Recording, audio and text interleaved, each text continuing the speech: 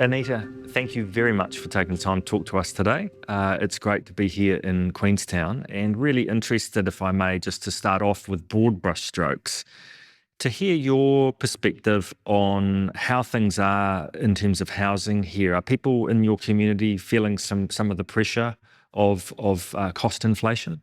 Definitely. We have the great accolade of being the most expensive place to buy a house and also rent across New Zealand. We've got housing stress from a number of people. We hear a lot of nightmare stories from people having to move or having to put all their kids in a bedroom and then rent out the other rooms, and a lot of people having to leave town just because they can't afford to live here, and they've been here for a number of years. So what we were seeing our housing stress is more, in our key workers and our workers and the people that keep our district running and moving on a day-to-day basis.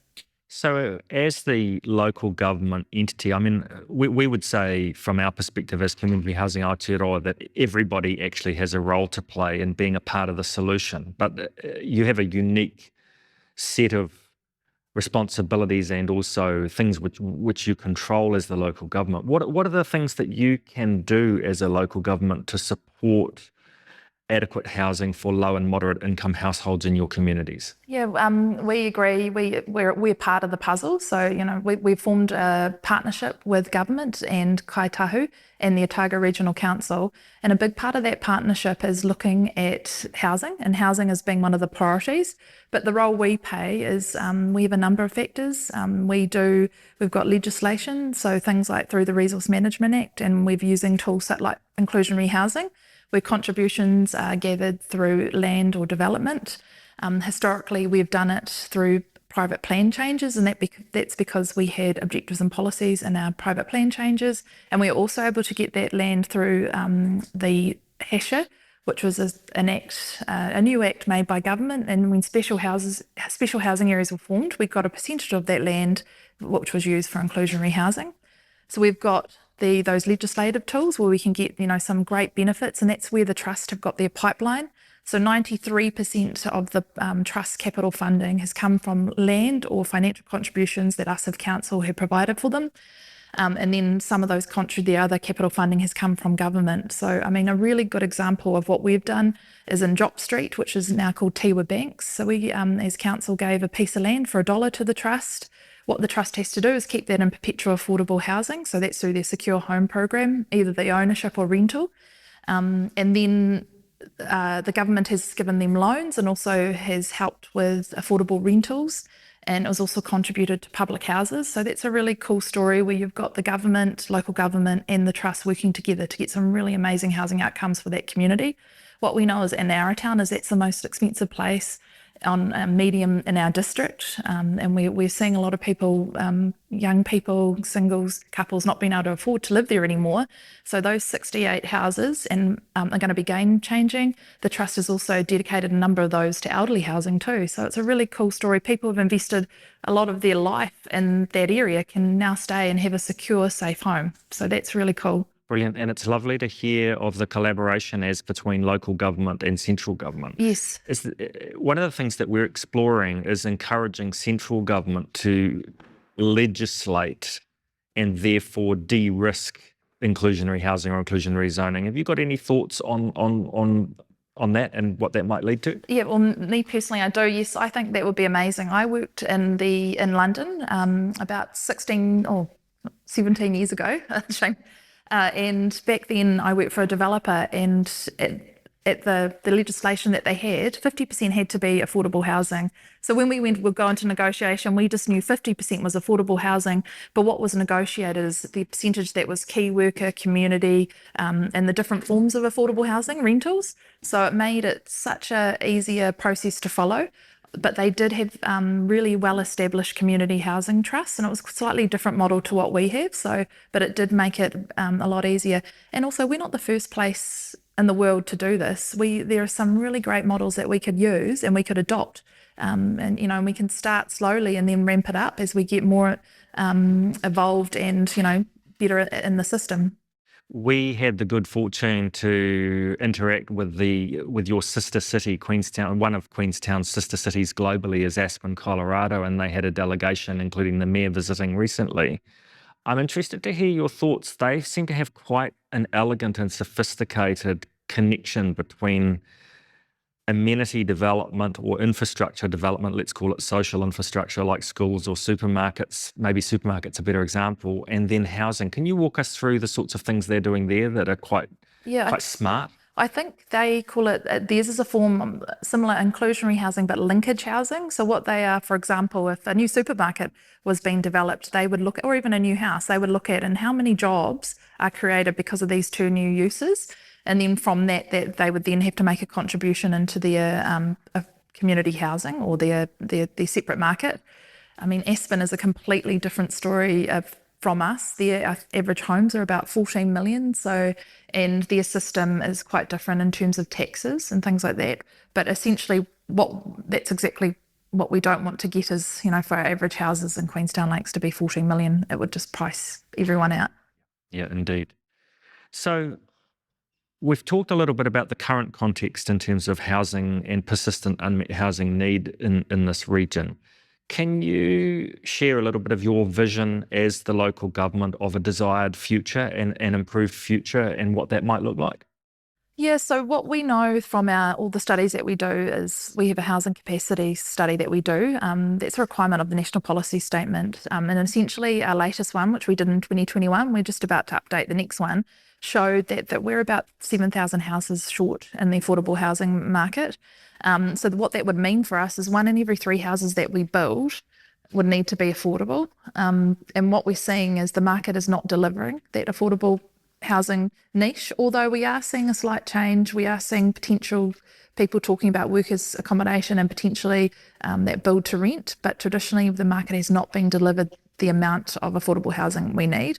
So what we need is a secure supply and pipeline for the trust or another community housing trust to develop that form of housing across our district. So what we've done in the past, for instance, we have the Longview Special Housing Area in Hawea, and as part of that, I think through the special housing area, we were able to get, was it $23 million worth of land, which equates to about 58 houses. So for Hawea, that's an amazing contribution, and what you see is a real mixture of people, young families, couples, singles, elderly going in there. So what we know is that the market, if we leave it to the market alone, we will never get the housing the demand that's required for our community. Yeah, interesting. So I think for the general viewer, sometimes it gets a bit confusing, the distinction between market housing and state housing. Yeah. And really what we're talking here is about the drivers of what we would call affordable housing. Yeah. Some people are surprised, even in the halls of government, when we explain that subsidised housing requires a subsidy. Can you walk us through a little bit the nature of the role that local government can play in that space? Yes. So I think the key to success of the trust is that we've been able to secure the land for free for them, or they've been able to get a super lot. And then they pay the development contributions, but that's the critical element of it. The same with Drop Street Tiwa Banks. Having the land for free and then able to build has meant that they can keep it in that perpetual affordable market. Without that, then the land prices are so expensive here, you would never be able to develop affordably. Look, I wondered if you could please help our viewers understand inclusionary housing, inclusionary zoning. We use these big fancy words, but could you walk us through the actual mechanics, perhaps from a household perspective as well? How does it work?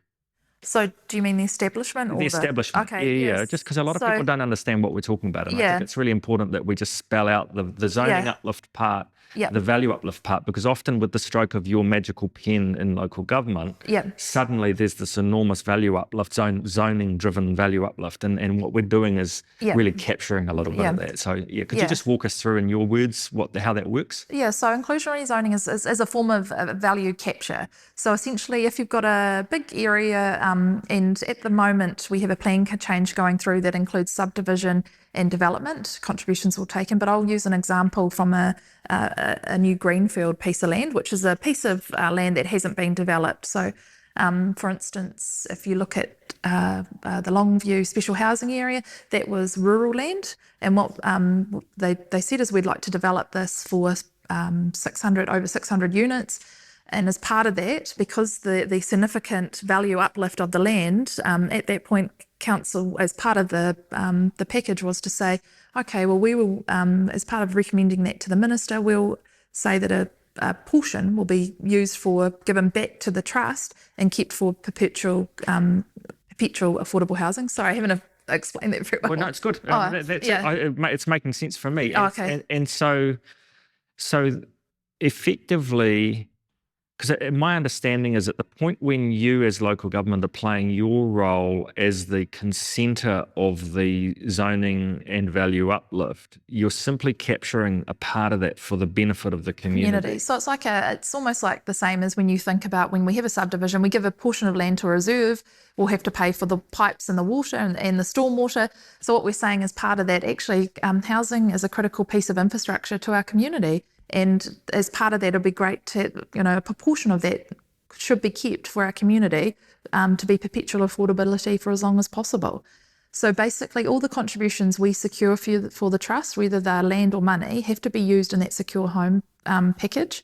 What we found in the early days of the trust, and they've been on an evolution, is that they had a model where they co-owned it, but then it got to the point where then the trust, once they sold out, couldn't then buy another piece of land.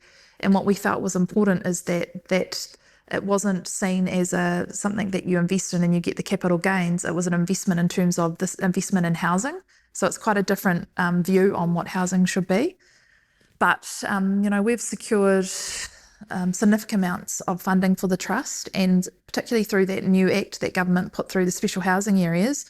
Julie has a pipeline currently coming through, but that's about to end. So that is why we are proceeding with that inclusionary housing zone change. Okay, brilliant. I'm interested sometimes to hear what are the objections to inclusionary housing and inclusionary zoning. What are the common arguments against it? The common arguments against it is they see it as a tax, and the developers see it this is a district-wide issue, and they're the ones having to front it. But the Resource Management Act gives us a tool that we can do that. One of the best pieces I've ever seen written on the housing situation we face as a nation, not specifically here, although it's more acute in the Queenstown regions, was written by a journalist, Rebecca McPhee, for the North and South magazine, and it was called The Great Divide. And what she's talking about there is the societal division that is occurring as between those who own assets and those who do not own assets. Are you seeing any of that play out in your communities here in the Queenstown Lakes District? Oh, definitely. I mean, we have a really interesting and diverse community. We have really, really wealthy people, and we have people that are really struggling. And I think when you look at all our mediums and means and averages, we lose sight of the fact that we do have those people that are really struggling. And that's why when you look at our public housing list, currently we have 13 public houses, but the trust are that the government, run by Kāinga Ora, but the government, but Julie also, the trust, they also have some public housing. But we do have not many people on the waiting list, but that has since grown. I think it's now up to 40, or it has significantly grown. But compared to places, other places in New Zealand that have really massive waiting lists, it's a hard sell to say, Queenstown Lakes, come and build those public houses here. So our need is a different form of need, just for the fact that those people who fall in unfortunately in that situation just can't afford to live here at all. So we're seeing that our significant need is in that really in that affordable housing area, both rentals and ownership. But the key thing is the security. We have people who don't have that security year to year about where they're going to live. There are people that put down their roots here, and it's a horrible. It would be a horrible feeling to have. I know that in other countries around the world, you have people that rent for years and years. 30 or 40 years, and it's a whole different system.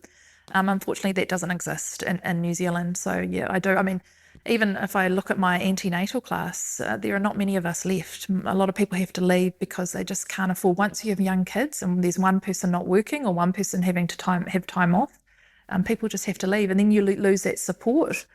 So you'll talk to locals, there's that churn of their friends leaving, of that change.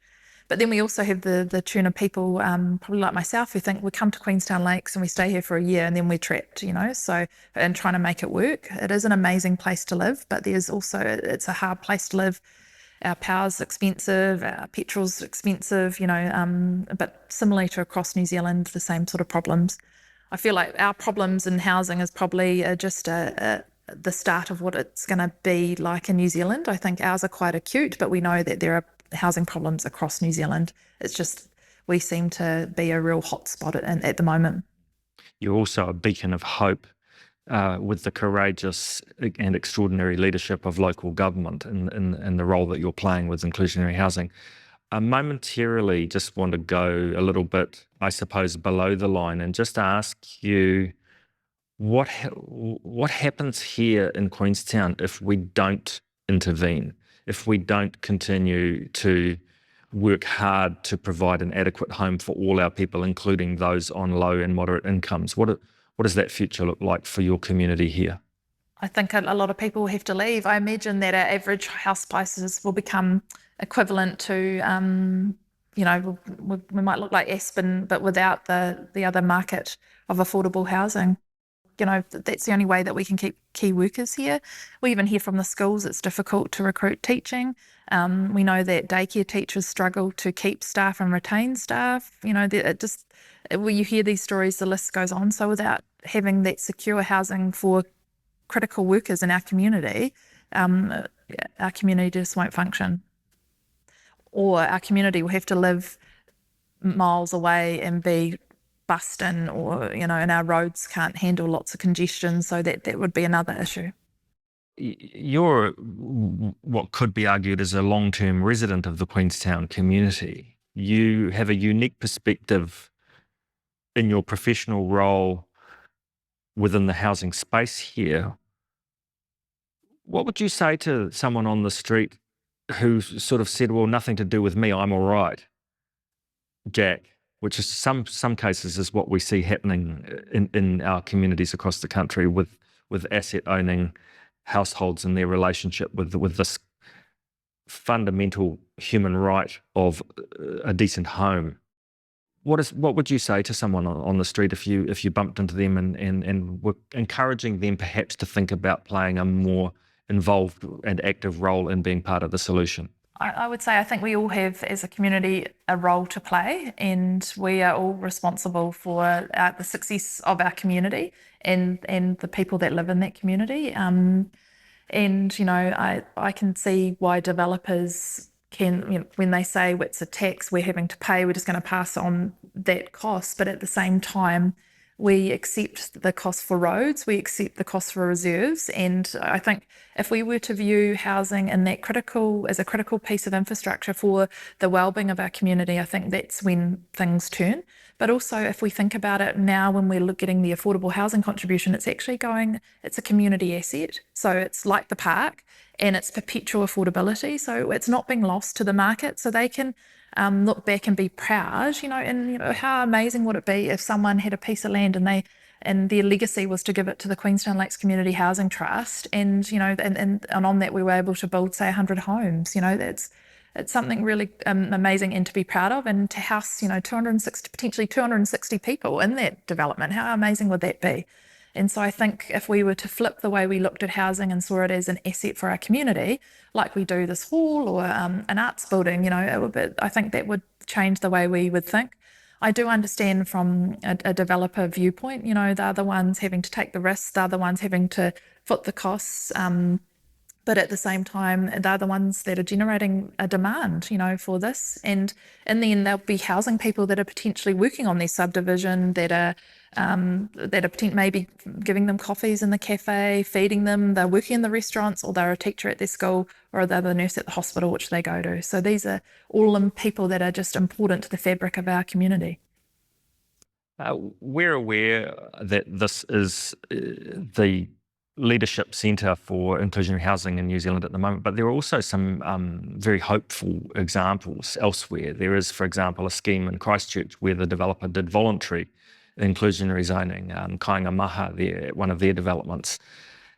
What's your thought in terms of the future of inclusionary housing, inclusionary zoning? Are there people asking from other regional governments and local authorities how you do it, and are they trying to head in the same direction? Yeah, our policy team take a lot of requests and often giving advice to lots of different councils from New Zealand. So while this is a massive problem in Queenstown Lakes, we're seeing this as a problem across New Zealand. So this is a nationwide problem. I am originally from Marlborough, and I went up there, and average house prices are significantly higher than I ever thought they would be. So this is a problem that goes across the country. However, we're just that hot spot. We're that melting pot of what's happening. I think, in my view, having national legislation and clarity would make it so much easier, and it would just mean that it would change the way we would view it. It would just help. It would help and make it equitable across the whole country, and I think that would be really helpful. Anita, on behalf of the country and Community Housing Aotearoa, we want to thank you and all your colleagues at the council. You're really leading the way and giving people hope. So thanks for your time today. No problems. Thank you.